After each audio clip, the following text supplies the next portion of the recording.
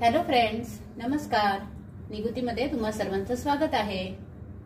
तर आता संक्रांत येते आणि संक्रांतीला तर तिळाचे लाडू झालेच पाहिजे. तर आज मी तुम्हाला निगुतीमध्ये दाखवते तिळाचे लाडू. तर तिळाचे लाडू बनवण्यासाठी मी इथे अर्धा किलो तीळ घेतलेले. हे गावरान तीळ आहेत. जे नॉर्मल आपले एकदम पांढरे तीळ असतात ते नका घेऊ. हे असे थोडेसे लालसर असतात हे गावरान तीळ. तर हे घ्या, ह्याचे लाडू जास्त चांगले होतात. तर मी इथे अर्धा किलो तीळ घेतलेले. त्याचबरोबर मी अर्धा किलो गूळ घेतलेला आहे. तो असा बारीक मी किसून घेतलेले गूळ. तर असा तुम्ही बारीक किसून घ्या. अर्धा किलो गूळ आणि अर्धा किलो तीळ. त्याचबरोबर मी इथे 1 वाटी शेंगदाणे घेतलेले आणि थोडीशी मी वेलची पावडर घेतलेली आहे. वेलची आणि जायफळ मिक्स अशी पावडर आहे ही. तर थोडीशी मी ती अर्धा चमचा घेतलेली आहे. त्याचबरोबर आपल्याला लागणार आहे थोडंसं तूप. चला तर मग आता तिळाचे लाडू कसे बनवायचे ते मी तुम्हाला दाखवते.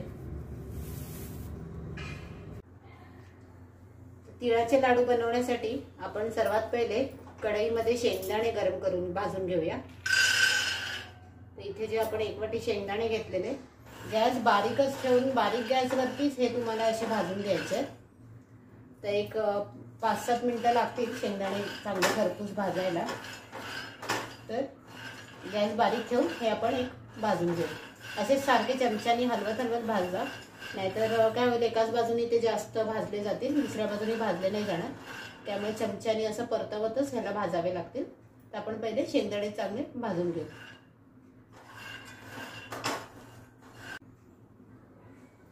आपले शेंगदाणे आता चांगले भाजून झालेले आहेत. याचा असा रंग बदलतो आणि हे चटचट उडायला लागतात आणि याच्या साली पण निघायला लागतात. तेव्हा समजायचं की आपले शेंगदाणे भाजून झालेत. तर हे आपण डिश मध्ये काढून घेऊ.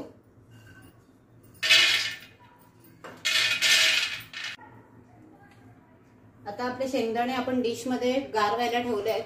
तोपर्यंत आपण तीळ भाजून घेणार आहोत. तर मी इथे सगळे तीळ घातलेले आहेत अर्धा किलो आणि ते मी चांगले भाजून घेते. तर तीळ सुद्धा एकदम बारीक गॅसवर तुम्हाला भाजायचे आहेत. जोपर्यंत ते थोडासा रंग बदलत नाहीत आणि असे चटचट उडायला लागत नाही तोपर्यंत आपल्याला तीळ भाजायचे आहेत.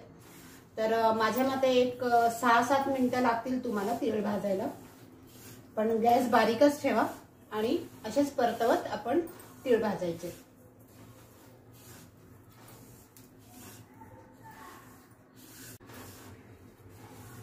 आपण तीळ एक 7-8 मिनिटं चांगले खरपूस भाजून घेतलेले आहेत. तिळाचा मस्त सुगंधही येतोय. त्यात थोडासा कलरही त्याचा चेंज झालाय आणि असे मध्ये मध्ये चटचट असे उडण्याचा आवाज येतोय.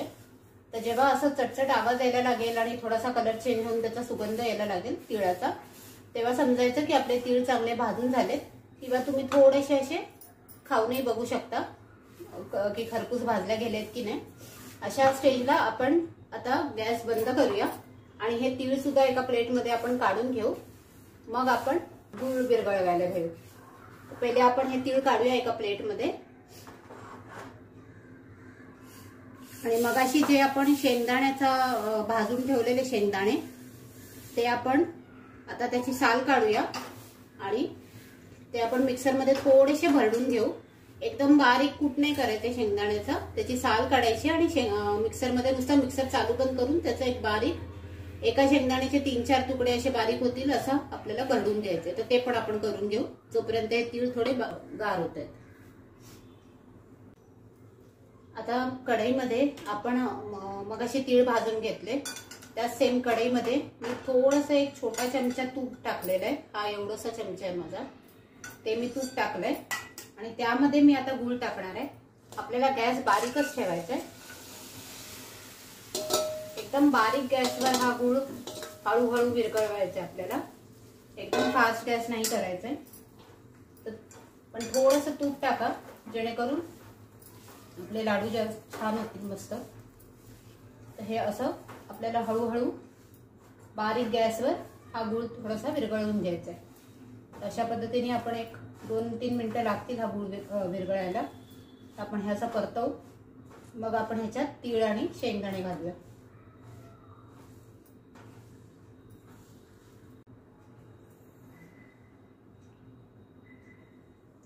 तुम्ही बघू शकता आपला गूळ आता विरघळलाय.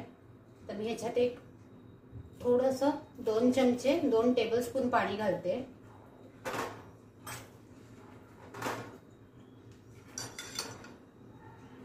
ही एक ट्रिक आहे, तुम्ही हे 2 टेबलस्पून पाणी घातलं ना तर आपले लाडू छान पटापट वळले जातात. आता आपण ह्याच्यात घालूया आपण जे भाजून ठेवलेले ते तीळ घालूया आपण या पाकामध्ये.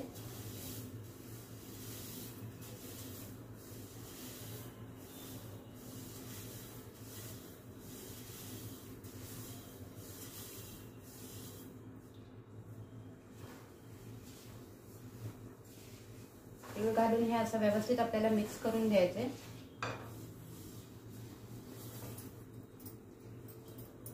तीळ घातल्यानंतर आपण जे शेंगदाणे भरडून घेतलेले ते पण आपण कूट घालणार आहोत.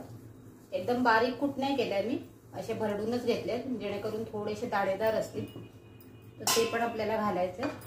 त्याचबरोबर आपण घालणार आहोत जी आपण वेलची आणि जायफळची पूड ठेवलेली ती आपण या स्टेजला घालायची आहे. आणि हे सगळं व्यवस्थित आपल्याला असं एकजीव करून घ्यायचंय. 1-2 मिनिटं आपण हे सगळं परतवून घेऊ.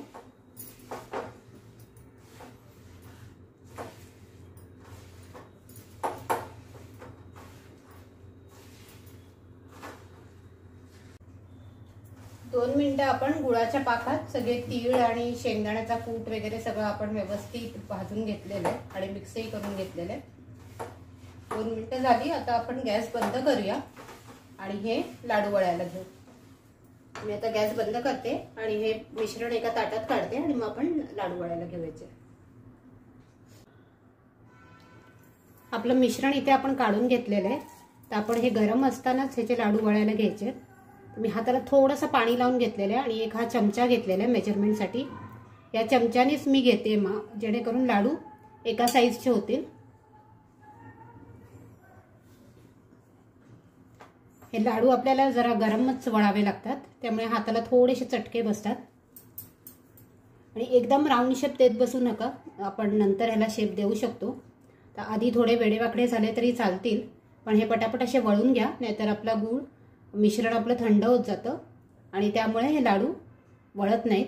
तर तुम्ही बघू शकता इथे आपला लाडू तयार आहे. तर अशाच पद्धतीने आपण या चमच्याच्या मापाने मिश्रण घेऊया.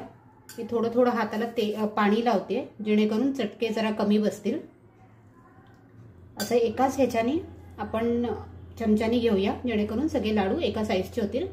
चला तर मग पटकन आपण असे सगळेच लाडू वळून घेऊया. मिश्रण थंड व्हायला नाही द्यायचंय, गरम असतानाच हे लाडू पटापट वळायचे. गार झालं तर गूळ एकदम कडक होतो, त्यामुळे मग लाडू वळले जाणार नाही. तर अशा पद्धतीने आपण बाकीचेही लाडू पटापट वळून घेऊ. तुम्ही बघू शकता हा दुसरा लाडू सुद्धा वळून झालेला आहे. अशाच पद्धतीने आपण बाकीचे लाडू वळून घेऊया. तर अशा पद्धतीने तयार आहेत आपले संक्रांती विशेष तिळाचे लाडू. हे लाडू एवढे छान होतात आणि मस्त अगदी नरम होतात, अजिबात कडक होत नाहीत. त्यामुळे वयस्कर माणसं सुद्धा इझिली हे खाऊ शकतात. तर तुम्ही अशा पद्धतीने हे लाडू नक्की करून पहा, तुम्हाला हे नक्की आवडतील. आणि होप तुम्हाला माझी ही रेसिपी आवडली असेल तर तुम्ही हिला जास्तीत जास्त लाईक आणि शेअर करा आणि माझ्या चॅनलला सबस्क्राईब कराल. आपण पुन्हा भेटू. थँक्यू.